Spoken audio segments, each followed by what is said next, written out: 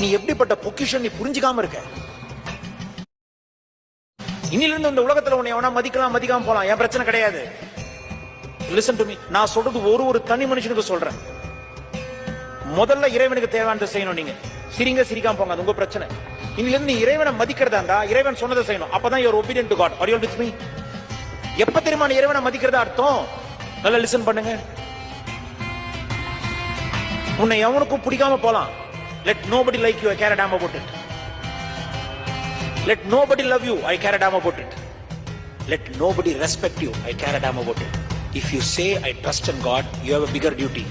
Even if nobody likes you, love you, respect you, you should respect you, you should love you. That's the first step.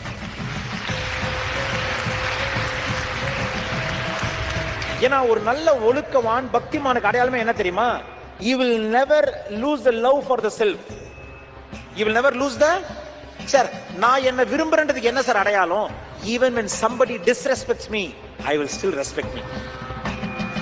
நீ எங்க தெரியுமா break ஆயிடுவேன்? என்ன மதிக்கவே இல்லை sir, upset ஆயிடுவேன் sir. அவன் மதிக்கலன்னா நீ சந்தோஷமா இருன்னு சொல்லல. உன்னை யாரும் மதிக்காதப்பையும் உங்களை நீங்க மதிக்கணும். அதுதான் ஆன்மீகத்தோட முதல் படி. யாருக்கு அது புரியுதா? நான் ஏன் தெரியுமா பண்ண உன்னை ரெஸ்பெக்ட் பண்ண சொல்றேன், நல்லா புரிஞ்சுக்கிட்டேன். இந்த உலகத்துல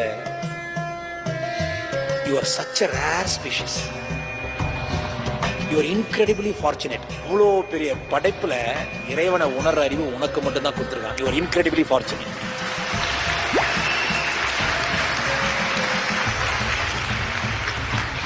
அதுல நீங்க இந்து முஸ்லீம் பாத்துக்கோங்க. ஆனா மனுஷனா இருந்தாலே நீ ரேரா கண்ணு. எனக்காக போகும். நீ யாரு? ரேர். இது தெரிஞ்சதில்லாது கொஞ்சம் மாறுன்ற நான்